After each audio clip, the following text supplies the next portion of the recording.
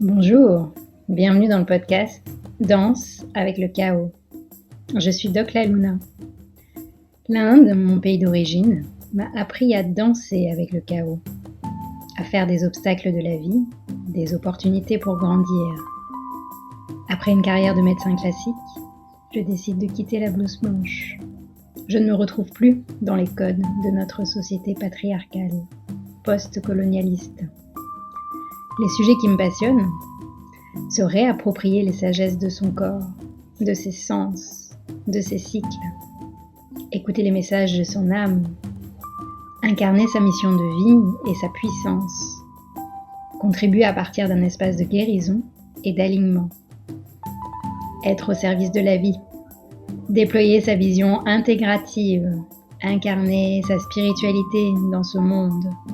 Ce sont des sujets que j'explore au quotidien avec les femmes de mon école, la Tribe Empowering School.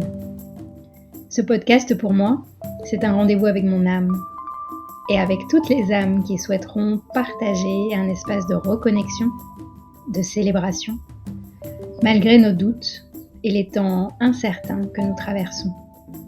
Je vous propose de transformer le chaos qui fait peur en chaos créateur. Namasté.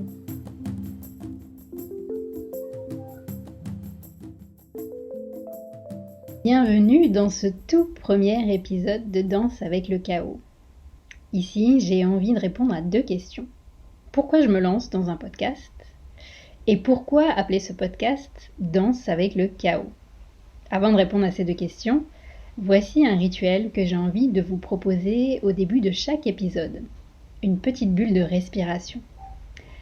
Donc je vous invite à fermez les yeux si vous le pouvez, bien sûr. Si vous êtes dans votre voiture, je vous invite à garder votre vigilance, les yeux ouverts.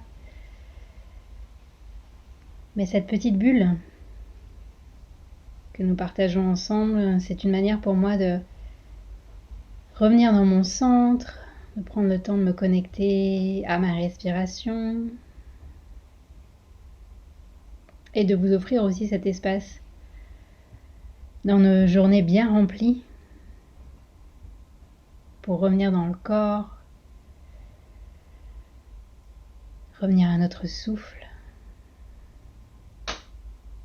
Si vous avez un endroit en particulier qui a besoin d'être détendu, n'hésitez pas à le bouger légèrement, à prendre soin.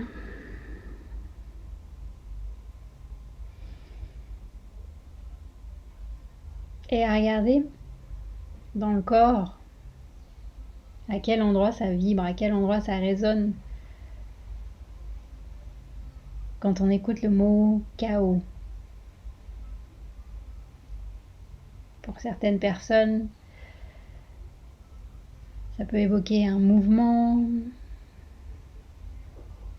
Pour d'autres personnes, quelque chose de désagréable.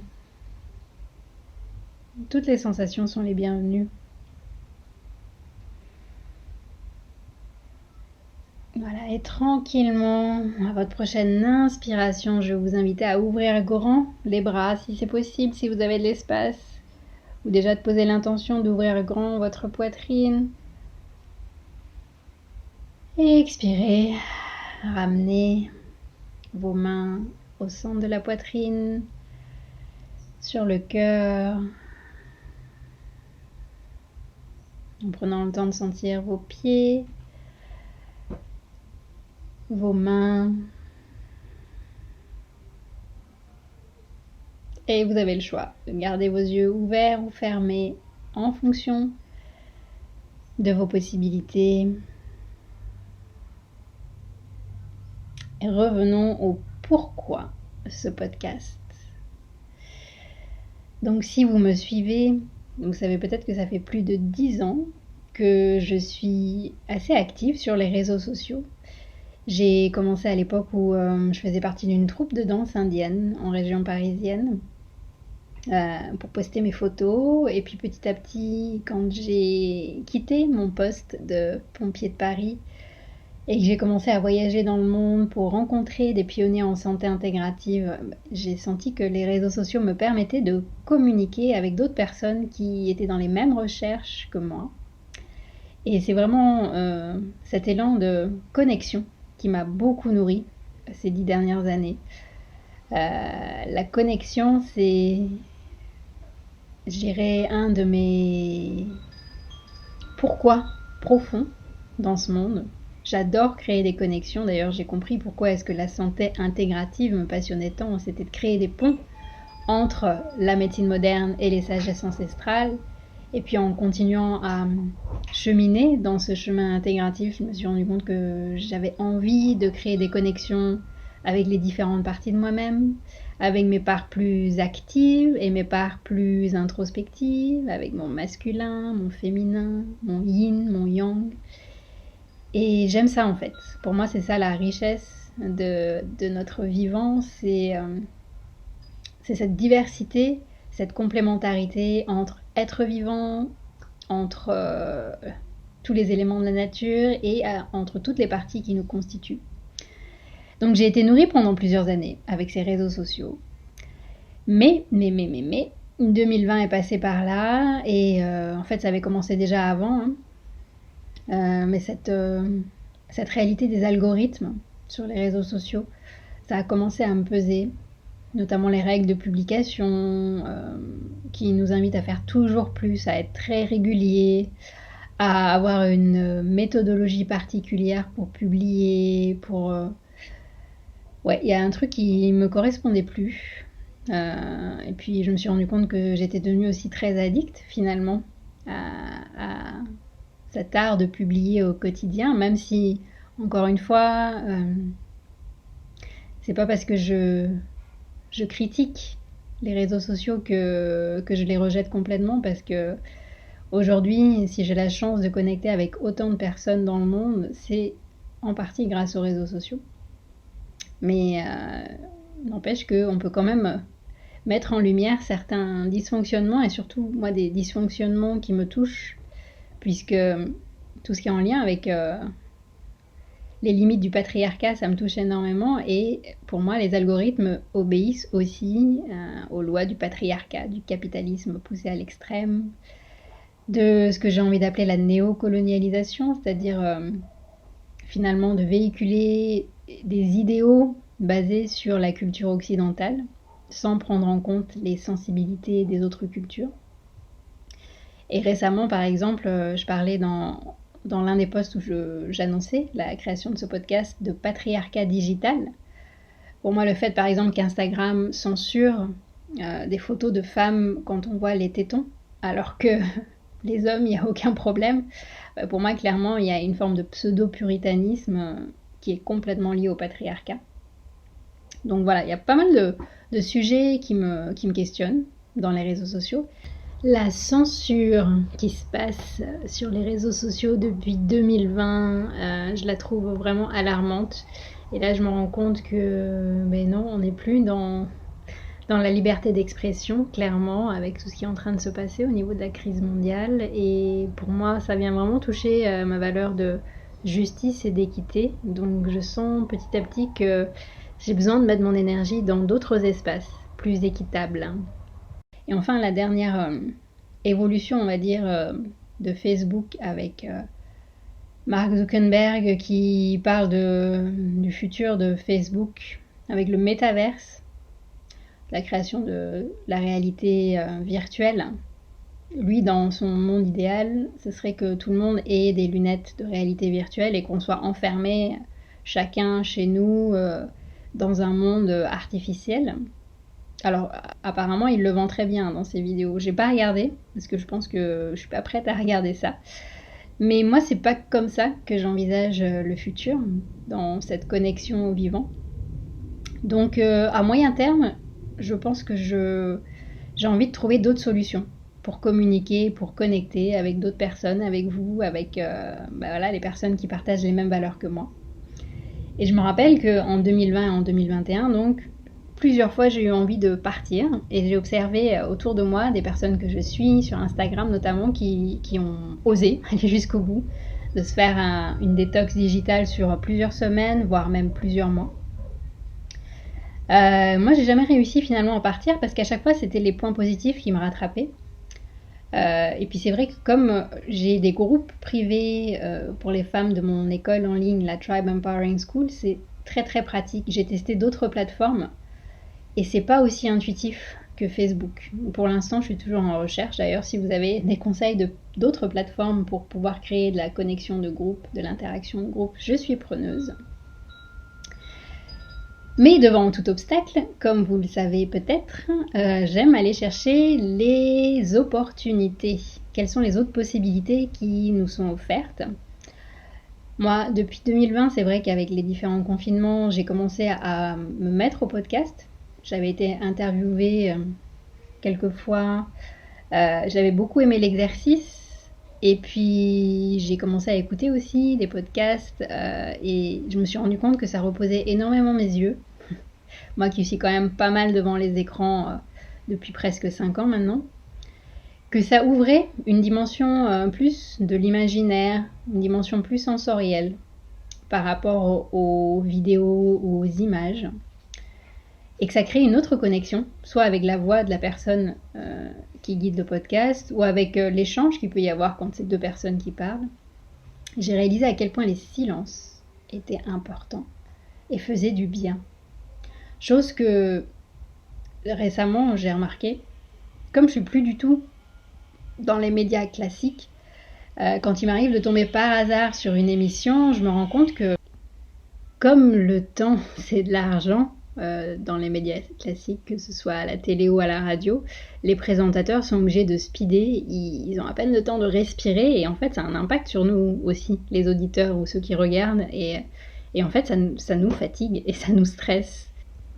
Donc voilà, c'est vraiment à partir de ces constats et ces mois d'incantation, d'infusion, j'ai envie de dire que j'ai posé ces graines d'intention, notamment de prendre le temps pour moi, d'offrir des bulles de reconnexion et de suspension. C'est aussi une manière pour moi de guérir mon addiction aux réseaux sociaux et de préparer ma transition en douceur.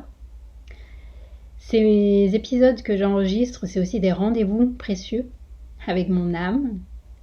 Et ce canal de podcast est un rendez-vous avec toutes les âmes aussi qui ont envie de se retrouver et de se connecter à des valeurs qui font sens.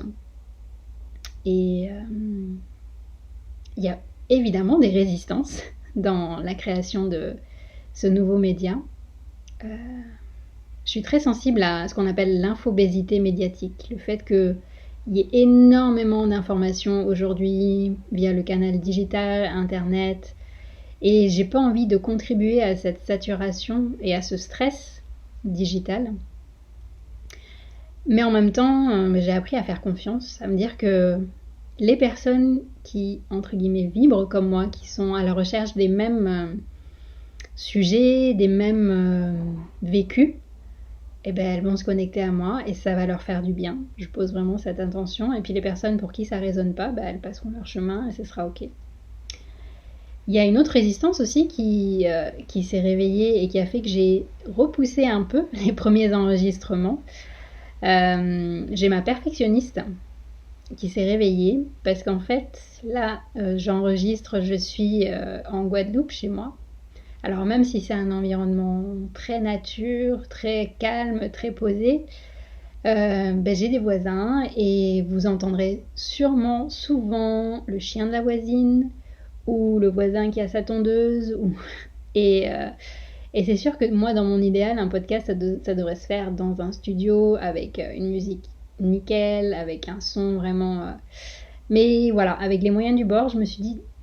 C'est quoi le plus important pour toi ? Est-ce que c'est d'attendre d'avoir un produit parfait ou est-ce que déjà tu peux commencer à partager et à laisser sortir ce qui a besoin de sortir et de commencer les interactions ? Et c'est cette deuxième option qui a pris le dessus, donc je fais confiance aussi que ça se passera bien. Et il y a eu une belle synchronicité d'ailleurs qui a fait que ça m'a vraiment mis dans l'élan. Au printemps dernier, j'ai enregistré un podcast avec... la Gang of Witches, que vous avez peut-être entendu, je l'avais mis sur mon lien Instagram. Et à l'occasion, en fait, Sabrina, la journaliste, m'avait envoyé un micro pour pouvoir enregistrer l'émission. Et en fait, avec la poste, il y a eu des délais et le jour du rendez-vous, en fait, j'avais toujours pas reçu le micro. Donc finalement, on a fait comme ça, sans micro. Et j'ai reçu le micro quelques semaines après.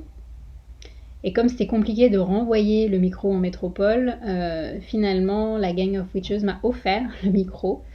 Et je pense que c'est ça aussi qui a fait que je me suis dit, tiens, qu'est-ce que je vais faire de ce micro? Et comme j'avais déjà ce projet de podcast, je me suis dit, ça, c'est peut-être un signe de l'univers. Allez, je me lance. Donc voilà. Voilà pour le pourquoi de ce podcast. À présent, la deuxième question, c'est le titre. Danse avec le chaos. Pourquoi ce titre? Pour moi, le chaos, c'est la vie. Sans chaos, en fait, il n'y a pas d'étincelle initiale, il n'y a pas de mouvement, il n'y a pas de vie. Et je pense que tout le monde a déjà expérimenté des chaos dans sa vie. Mais ce que j'observe, moi, depuis 2020, c'est que on est presque l'humanité entière en train de partager ensemble un chaos collectif. Et pour moi, ça a apporté un autre degré de conscience, de prise de conscience de l'humanité sur ce qui est en train de se passer. Et c'est un puissant levier, ce chaos. Et plutôt que de le voir comme un chaos qui fait peur, en tout cas c'est comme ça que c'est enregistré nous dans nos cellules, j'ai envie d'explorer avec vous ce fameux chaos créateur, cette énergie de Shiva qui détruit pour reconstruire. Car on ne peut pas passer notre temps à remplir notre vie sans la vider. Et je pense que le chaos, il est là pour ça aussi. Pour vraiment prendre le temps de se poser avec soi-même, d'aller visiter tous ces schémas intérieurs et de faire le ménage. Et ça peut se faire, je pense, en douceur. Ce qui est important aussi, c'est que cette écoute et cette exploration intérieure passe par le corps. C'est vraiment notre allié. Le corps physique, le corps sensible, le corps des émotions. C'est à partir de là, en fait. Moi, c'est comme ça que je vois la danse. Ça part d'un élan physique, ça part de nos tripes et ça va nous permettre de transformer pour créer le nouveau. C'est sûrement mon passé de danseuse, en fait, qui parle. Et quand je parle de danse, je parle pas d'une danse chorégraphiée, mentalisée. C'est vraiment un élan intuitif, profond, qui va faire que, quelque part, tous nos corps vont s'aligner grâce à ce chaos pour retrouver une nouvelle disposition, une nouvelle géométrie et un nouvel art de connecter avec la vie. Et quand ce chaos est traversé en conscience, c'est une vraie clé de résilience créatrice. Et même si c'est un travail qui se fait seul, le fait de savoir qu'il y a d'autres âmes autour de soi qui sont aussi en train de traverser cette phase de reconstruction, ça aide, ça porte. Rappelons-nous, nous sommes des mammifères et nous avons besoin de nous sentir appartenir à une tribu. Donc ce podcast, il est là aussi pour ça, pour connecter à une tribu d'humains qui ont envie de vibrer ensemble. Alors, moi j'ai vraiment envie de savoir quelles sont vos envies de thématiques, vos questions, les personnes que vous avez envie de découvrir à travers ce podcast. Parce que même s'il y a des épisodes solo, j'ai très envie aussi d'interviewer des personnes qui nous partagent comment elles traversent ce chaos créateur. N'hésitez pas à commenter, à questionner, à partager à la suite de chaque épisode. Et toutes les remarques créatives sont les bienvenues. Voilà, donc c'est un premier épisode assez court qui a vraiment pour but de poser le cadre, le pourquoi de ce podcast et pourquoi ce titre. J'ai quelques sujets en tête pour les prochains épisodes, comme comment vibrer cette nouvelle année 2022, un sujet sur la mission de vie, comment trouver sa mission de vie, J'ai envie de partager aussi mes différents coming out spirituels. Ça, c'est une question qui me vient souvent. Comment apprivoiser l'incertitude dans la période qu'on traverse. Et voilà, il y a énormément de sujets que j'ai envie d'aborder avec vous, mais je préfère partir plutôt de ce que vous avez envie qu'on aille explorer ensemble. Et pour moi, ça fait sens en fait de partir de ça. Donc n'hésitez pas à me répondre en commentaire et je serai ravie de faire un épisode sur des sujets qui reviennent régulièrement. Je vous souhaite une très belle journée et je vous dis à tout bientôt.